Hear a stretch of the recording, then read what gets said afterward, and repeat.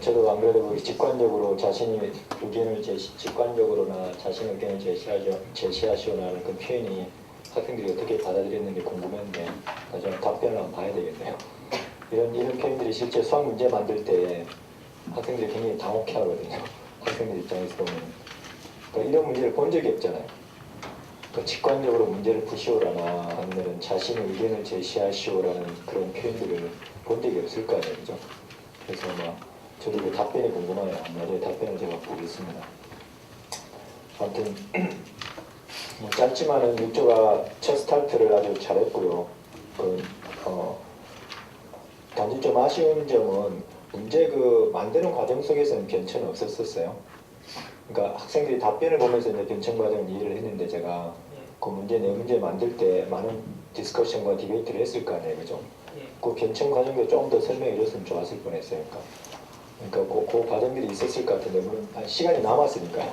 시간이 좀 제가 보기에 한 3, 4분 남았었거든요. 그래서 이제 시간적 여유가 안 됐으면 어쩔 수 없는데 그게 더 중요하니까요. 근데 이제 나중에 혹시라도 그 변천 과정이 있으면 그걸 파이널 거기는 좀 적어주시면은 제가 이렇게 읽어보면서 훨씬 더 이해를 잘할 수 있을 것 같아요. 왜냐하면 이제 그 과정들을 이해해야만이 실제 도움이 되거든요. 서로에게 나중에 이제 다른 그룹들도 만들 때 아마 두 가지 변천 과정이 있을 거 아니에요. 첫째는 문제 만드는 과정 속에서 그룹별로 변천 과정이 있을 거고요. 그죠? 하나는 이제 학생들이 답변을 보면서 이거 우리가 문제를 좀 너무 장황하게 만들었거나 잘못 만들었구나라는 생각이 들면서 문제를 바꾸는 어떤 그 두 가지 수렴하는 과정이 있잖아요. 그죠? 여러분들이 아마 경험하셨을 거예요. 그죠? 문제를 만들면서 변천하는 과정이 있었었죠. 그죠? 여러분들 그룹 내에서 계속 디베이트 통해서 근데 그 과정과 또 이제 학생들이 답변을 이제 수집하고 나서 이제 변하는 과정은 좀 서로 다른 것 같아요. 그래서 이제 그 두 과정을 한번 생각해 보시면 아마 정리가 되실 것 같고요. 아무튼 문제가 쉽지 않은 문제라서 상당히 어려웠을 것 같아요. 분석하는 것도 어렵고 또 문제를 만드는 과정 속에서도 아마 여러 가지 어려움이 있었을 것 같은데 아주 깔끔하게 잘 정리를 해주셨고요. 그다음 이제 디테일한 내용은 제가 한번 읽어봐야 되겠어요. 파이널 프로젝트에 이제 간단히 명료하게 설명하셔서 그 내용들을 제가 그 파이널 페이퍼에서 한번 읽어보도록 하겠습니다. 자, 발표 잘 하셨고요. 두 번째 그룹 나와서 발표해 주십시오.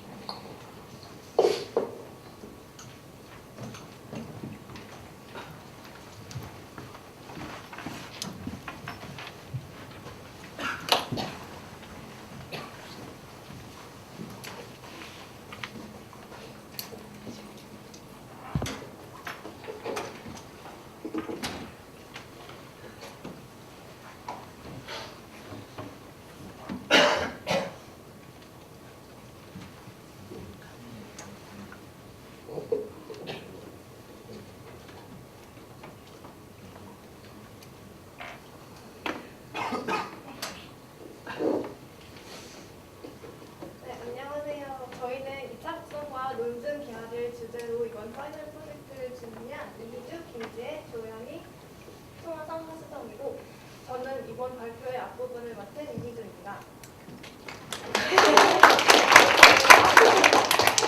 저희 발표는 골, 내셔널, 컨셉맵 그리고 저희가 수리 논술 문제를 만든 과정, 수리 논술 문제의 그런 답안을 어떻게 받아냈는지 그다음에 저희가 제일 중요하게 생각하고 활동을 많이 했던 루브릭 마지막으로 느낀 점 순으로 발표가 진행이 되겠습니다.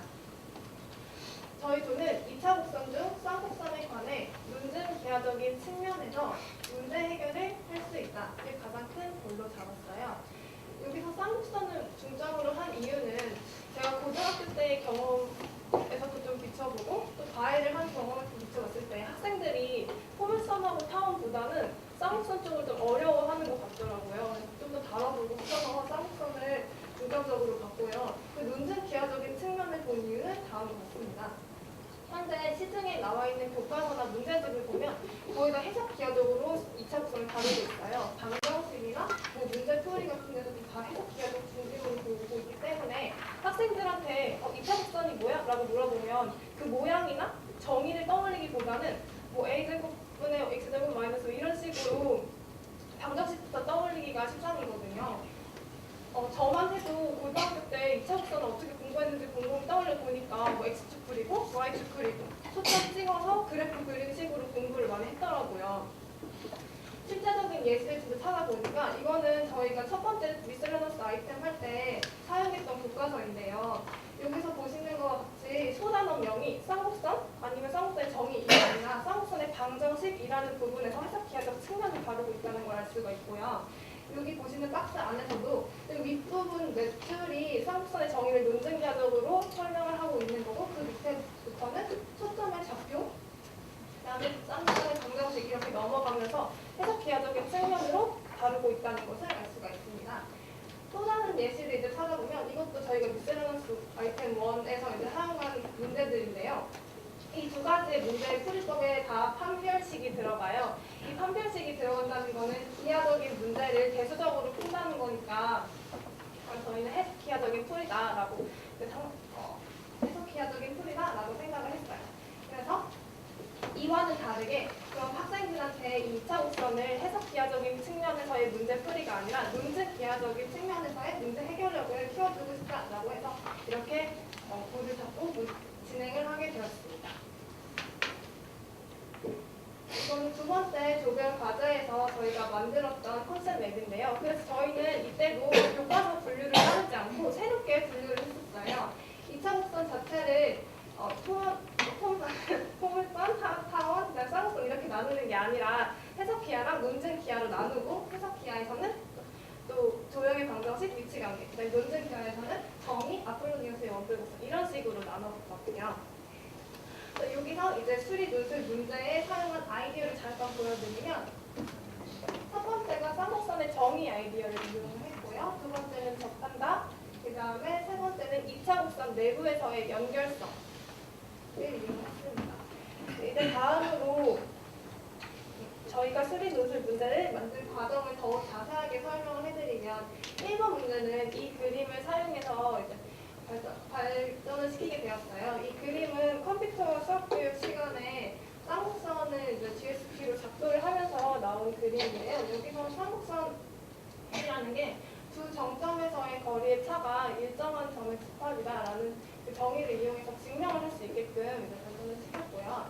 그 다음에 발견한 문제가 이제 저희는 2번 문제가 아니라 3번 문제부터 이제 만들어내게 됐어요.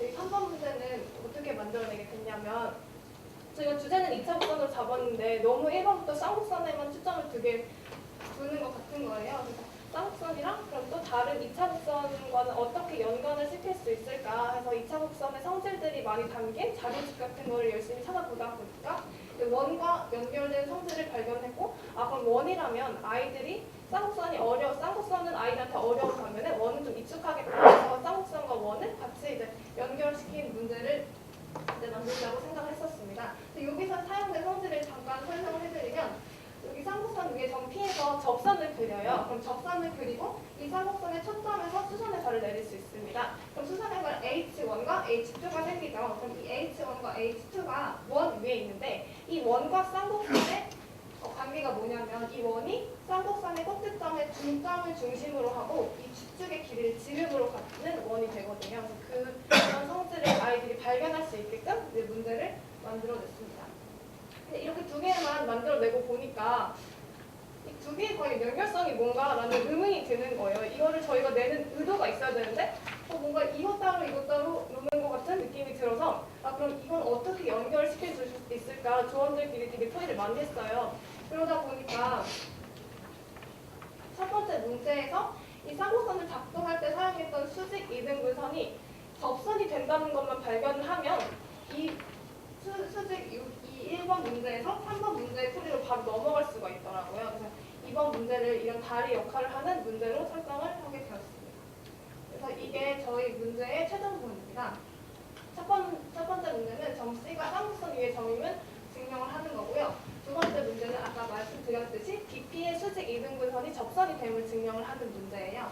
세 번째 문제는 A, B를 초점으로 하는 이 쌍곡선에서 접선의 수선의 발을 내린다고 했잖아요. 그래서 그 수선의 발 두 개가 어떤 공통적으로 어떤 도형 위에 있는지를 서술을 하는 문제를 만들었습니다. 저희가 아까도 말씀드렸지만 논증 기하적 문제 해결을 하나의 골로 잡았어요. 그래서 그거에 맞게 문제지에도 전혀 방정식이나 좌표를 표현하진 않았고요. 이번 문제의 난이도가 좀 어렵다는 의견이 있어서 힌트를 제공을 했는데 그 힌트가 해석 기하적인 아이디어를 학생들한테 제공을 해주었습니다. 그래서 이렇게 만든 문제를 짜잔 이렇게 저희 직접 봤어요. 11월 21일 날 수리 논술 진짜 고대 수리 논술 때문에 강의실 비워야 돼서 저희가 휴강을 했었는데 그때 저희는 태릉고등학교를 직접 가서 이제 막 수능이 끝난 고등학교 3학년 이과생 22명을 대상으로 50분간 모의 논술 시험을 보고요. 학생들의 유의미한 학습을 위해서 나머지 1시간 동안 저희가 이 문제에 대한 답안을 해설해주는 시간을 갖고 돌아왔습니다. 근데 이렇게 실질적인 학생들의 답안을 얻기 전부터 저희는 루브릭을 만드는 과정을 시작을 했었어요. 저희가 루브릭에서 평가하고 싶었던 거는 이해력, 해결 능력, 그다음에 표현력을 평가를 하고 싶었는데 그럼 저희가 문제에서 문제가 증명 문제이던 만큼 학생들의 답안의 흐름이 매우 다양할 것 같았고 또 언더스탠딩이랑 설리 부분을 따로 채점을 하고 싶었기 때문에 홀리스틱보다는 아날리틱에 접근을 할 것 같아서 아날리틱을 선택을 했습니다. 근데 이렇게 선택을 하고 채점을 진짜 해보니까 많은 문제점이 생기더라고요. 그래서 이 아날리틱 중에서도 요소를 채점으로 바꿔서 다양한 풀이에 적용이 가능하게 하고 처음에 평가하고자 했던 표현력을 분석력으로 바꿔서 또 보완을 하게 되었습니다.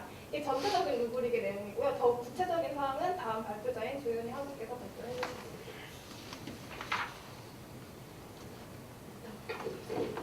네, 이어서 수정 전후 루브릭과 수정 전 루브릭의 문제점에 대해서 발표를 맡게 된 조연희입니다. 그래서 일단 저희 수정 전 루브릭에 대해서 간략하게 설명을 드리겠습니다. 저희가 학생들에게 평가하고자 했던 부분이 이해력, 해결 능력, 분석력이었기 때문에 그에 맞추어서 루브릭도 For Understanding, Solving, Communication 부분으로 작성을 하였고요. 또 작성을 할 때 만점 풀이를 기준으로 요소가 부족할 때마다 깎아내려가는 식으로 작성을 하였습니다. 이것은 문제 1번의 루브릭이고요. 문제 2번 같은 경우에는 논증 기하와 해석 기하적인 풀이가 두 개가 다 가능하기 때문에 루브릭을 그에 맞춰서 두 개를 만들었고요. 해석 기하 같은 경우에는 풀이 차이 때문에 배점을 좀 다르게 했습니다. 그리고 이것은 문제 3번의 루브릭이고요. 그래서 저희 이렇게 보시다시피 전반적으로 커뮤니케이션이 2, 3점 정도로 전체 배점 중에 비중이 한 20% 정도 들어가 있음을 알 수 있습니다. 이어서 수정전 루브릭의 문제점에 대해서 말씀드리겠습니다. 저희가 수정전 루브릭으로 채점을 하다 보니까 다음과 같은 대표적으로 한 3가지 정도의 문제점이 발생했는데요. 각각의 경우에 대해서 예시와 함께 좀 더 자세하게 설명해 드리겠습니다. 네, 첫 번째는 솔빙의 변별력입니다. 지금 앞에 보시는 그 답안은 솔빙 부분에서 별로 차이가 나지 않는 답안입니다. 저희 수정전 루브릭을 살펴보면 평가하고자 하는 요소가 명확하게 보여지지 않고 또 모호하게 느껴져서 실제로 같이 채점을 하는 도중에 토의를 많이 통해서 점수를 확정짓는 경우가 많았고요. 그러다 보니까 채점자의 주관에 따라서 점수가 많이 달라지는 현상이 발생했습니다. 그래서 그렇게 채점을 하다 보니까 왼쪽 답안이 지금 솔빙에서 1점을 더 받았는데요. 수정을 한 루브릭을 살펴보겠습니다.